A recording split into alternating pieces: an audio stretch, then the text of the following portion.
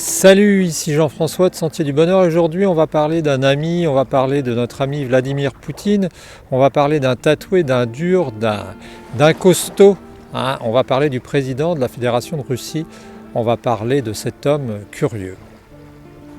Alors je t'invite à voir la vidéo qu'on a faite la dernière fois sur Elon Musk et sur les propositions qu'il avait faites concernant l'Ukraine, concernant la manière de résoudre le conflit, une vidéo qui a reçu pas mal de vues, qui a reçu pas mal de commentaires, et j'ai voulu réagir en parlant de Vladimir Poutine et en creux de Joe Biden, parce qu'en fait on est à une époque charnière, pour ceux qui aiment l'histoire et qui adorent l'histoire, on est dans l'histoire contemporaine, histoire chaude, et on est dans une situation particulière, on est dans une situation où tout pourrait basculer très mal si ça se passait comme on ne veut pas. Alors aujourd'hui, on va essayer d'aborder le sujet, on va essayer de parler de Vladimir Poutine. Et ce que je voulais te dire, j'ai pris quelques notes là, c'est qu'en fait, il y a quelqu'un de très intéressant qui parlait de ce sujet qui s'appelle le général Desportes. Alors, le général Desportes, c'est quelqu'un qui est un militaire comme je les aime bien, j'aime beaucoup cet homme. C'est quelqu'un qui a, je crois, un doctorat d'histoire, qui a travaillé sur la notion de stratégie, tout ça, qui est allé à l'école américaine de l'US Army. Et donc, il a travaillé aussi à Washington. Et en fait, c'est quelqu'un de très intéressant. C'est quelqu'un qui nous a livré une clé de compréhension de cette histoire de l'Ukraine et pour comprendre aussi Vladimir Poutine qui a dit que finalement les deux logiques étaient compréhensibles. C'est-à-dire que contrairement à ce qu'on pourrait penser, on a l'habitude de penser de manière binaire. Encore une fois, je le répète, on a l'habitude de penser en se disant, il y a une logique russe et il y a une logique américaine et entre les deux, il n'y a rien. Et non, il y a deux logiques qui en fait, d'après lui, et ça c'est tout à fait logique, qui se complètent pas, qui sont contre l'une contre l'autre et qui continuent à s'opposer. Alors chacun ne comprend pas l'autre, parce que les Américains passent pour des dégénérés pour Vladimir Poutine et puis pour notre ami Biden, Poutine passe pour quelqu'un un autocrate, une sorte de dictateur. Et alors, il est important, comme le fait le général Desportes, de bien rappeler que en fait, ça c'est surtout une affaire quand même assez culturelle. Quand tu vois le profil des gens qu'il y a à Moscou, quand tu vois le profil de ce qui s'est passé, quand tu vois comme je l'ai déjà dit, le type de climat qu'ils ont, quand tu vois la dureté de tout là-bas, tu te dis qu'il faut être un costaud, un tatoué pour arriver à réussir à survivre à ce milieu et qu'il faut aussi être un costaud pour arriver à prendre le pouvoir. Et donc c'est pas étonnant de trouver un Poutine fort, c'est pas étonnant. Et donc Poutine, c'est quelqu'un qui a certaines valeurs, moi je pense, qui tient à une certaine idée de la Russie et qui tient à maintenir son pays à un certain niveau. Alors on nous dit qu'il est corrompu et disons qu'il a des propriétés, qu'il a un yacht, je ne sais pas. Je pense pas que ce soit le plus important pour Poutine. Je pense que le plus important pour lui, c'est de mettre en place sa manière de fonctionner, sa manière de voir et de garder une certaine grandeur à la Russie. Je pense que c'est son truc, tu vois. Et ça, on est passé à côté en tant qu'occidentaux parce qu'on ne comprend pas ça. On comprend pas que les notions ne sont pas les mêmes. On est un pays qui se dit ouvert, LGBT, etc. Et on ne comprend pas tout ça, on comprend pas. Et puis, lui ne comprend pas non plus ce qui se passe. Et le problème, c'est que si on continue sur cette voie, on risque un affrontement. On risque un affrontement avec les causes qu'on sait. Donc là, on essaie de parler de Poutine, on essaie de faire le point. Et donc, alors j'ai appris que Joe Biden ne supportait pas Poutine, qu'ils ne pouvaient pas se voir les deux, qu'ils s'étaient vus une fois, entre autres, la dernière fois, et qu'ils avaient discuté, et Joe Biden l'avait regardé dans les yeux et lui avait dit « Je ne vois pas dans vos yeux de l'humanité ». Et en fait, ils n'ont pas la même, ils ne sont pas formatés pareil, c'est ça qu'il faut comprendre. Alors, je voulais aussi intervenir par rapport aux commentaires qu'on a pu avoir. Et on nous a dit que les Américains avaient l'envie, le besoin de détruire l'Europe et de détruire la Russie et de détruire la Chine. Alors, d'après moi je te donne mon avis, je pense que Les Américains, dans un autre sens, et Biden en particulier, n'ont pas comme idée première, idée essentielle, idée fixe à longueur de temps de détruire la Russie, de détruire la Chine. Il est vrai que c'est un pays qui a un avantage énorme puisqu'on travaille avec le dollar et puisqu'ils n'ont plus pas, on va dire, d'obligation de justifier de la valeur du dollar. Et c'est un peu comme si nous, on avait un compte ouvert comme ça, sans qu'on ait de justificatif à donner. Et ça, c'est très important de bien le comprendre. Toutefois, c'est un pays qui, à mon avis, a mis quand même la liberté au cœur de ses volontés. Et en fait, c'est un pays qui travaille à travers ça tout de même. Et donc, comme c'est un pays qui travaille à travers ça, qui travaille à travers cette notion, même s'ils sont allés faire les cons en Irak, et même s'il y a des moments, il est vrai qu'ils ont fait des choses curieuses, eh bien, il y a quand même cette idée.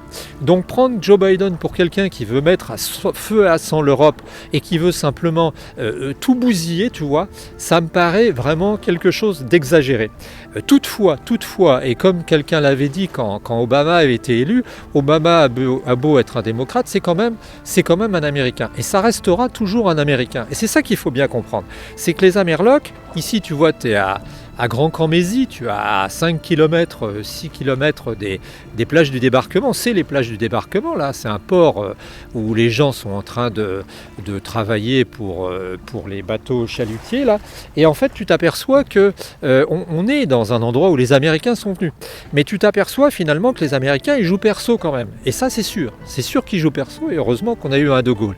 Toutefois, je ne pense pas, et j'ai la faiblesse de le croire, de la même manière que je défends Vladimir Poutine sur certains aspects en disant non, Vladimir Poutine n'est pas un fou, hein, il n'est pas fou, il a ses idées. De la même manière, je ne pense pas que Joe Biden soit quelqu'un qui ait envie de détruire l'Europe, je ne pense pas que ce soit quelqu'un qui ait envie de mettre l'Europe à sac, simplement c'est quelqu'un qui a une certaine idée de la vie et qui pense qu'on doit favoriser les démocraties, je le pense, même si ce sont, comme le disait Churchill, les moins mauvaises des solutions. Alors, actuellement, eh bien, on est à un moment où, après s'être un peu accroché sur des phrases concernant l'utilité potentielle de l'arme nucléaire, on arrive en ce moment, au moment où je parle, là, ce 10 octobre, eh bien on arrive à un moment où les Russes, après l'attentat sur le pont, eh bien renvoient quelques missiles et on lit sur les médias, on voit sur les médias occidentaux, attention, pluie de bombes sur Kiev, etc. Ou sur Zaporizhzhia. Bah oui, c'est la réponse du berger à la bergère. Hein. Ils se sont montrés un petit peu, ils ont un peu patiné, et ben ils leur renvoient quelques bombes. Ça paraît malheureusement logique. Voilà, donc c'est ce que je voulais à dire. Alors je suis très heureux de voir que finalement l'engagement qu'on a dans cette chaîne et la recherche d'une certaine vérité, la recherche d'une certaine honnêteté, la recherche d'une certaine clarté et d'une certaine authenticité réussit à payer parce que sur la dernière vidéo que j'ai faite, eh bien, il y avait plus de 120 heures de visionnage, hein, tu vois, 120 heures. Et en fait, ça fait plaisir en 3 jours parce que tu te dis, je ne sais même plus, c'est 120, 150, enfin c'est énorme, hein, c'est 4000 vues.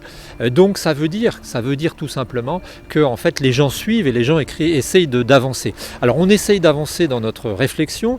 Je ne pense pas, moi, que ni les présidents Poutine et ni les présidents Biden soient des fous furieux. Je pense simplement que chacun défend ses intérêts.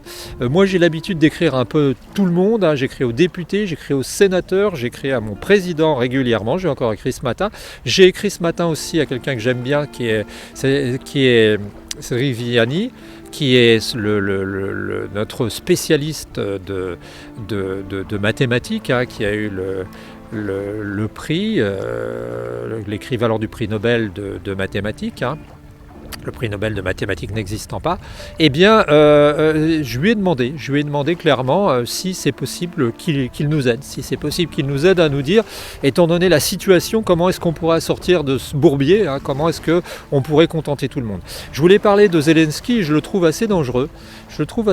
Moi, personnellement, parce que je me demande si on le traite de drogué, mais je me demande à quoi il marche, quoi. Et s'il a vraiment laissé sortir cette phrase de sa bouche qui y ait possibilité d'utiliser les frappes nucléaires à titre préventif, eh ben, c'est un gars à surveiller aussi. Donc on est on est un peu comme avec du lait sur le feu, tu vois, à une époque, moi quand j'étais plus jeune.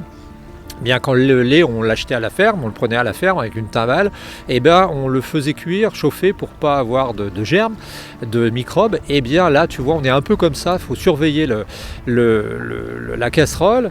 Et en fait je te dis, je suis pas un pro Poutine, hein, je suis pas un pro Poutine. Simplement je dis qu'il a une certaine logique, hein, que c'est quelqu'un qui a sa manière de voir, qui a sa manière d'être, de fonctionner. Moi ce que je regrette c'est qu'il soit pas plus humain, hein. C'est qu'il ne prenne pas plus en compte la vie des gens, mais s'il prenait en compte la vie des gens, s'il avait cette manière de fonctionner, il ne serait pas capable, hein, il serait pas capable de vivre, et il n'aurait pas été capable d'être président de la Russie. Voilà, il y avait un camion qui passait et je disais bonjour. Voilà, on se retrouve très bientôt sur la chaîne. Toi, n'hésite pas à contacter les gens, n'hésite pas à avancer, n'hésite pas à parler autour du monde de toi, à parler de ça aux gens qui t'entourent. Et puis moi je te dis, je suis très heureux de cette vidéo que j'ai réussi à tourner sur Elon Musk, et puis j'espère que celle-là aura le même succès pour qu'on puisse faire avancer le camp de la paix, qu'on puisse continuer de pousser vers la paix. Salut, et on se retrouve très bientôt pour une très grande fête.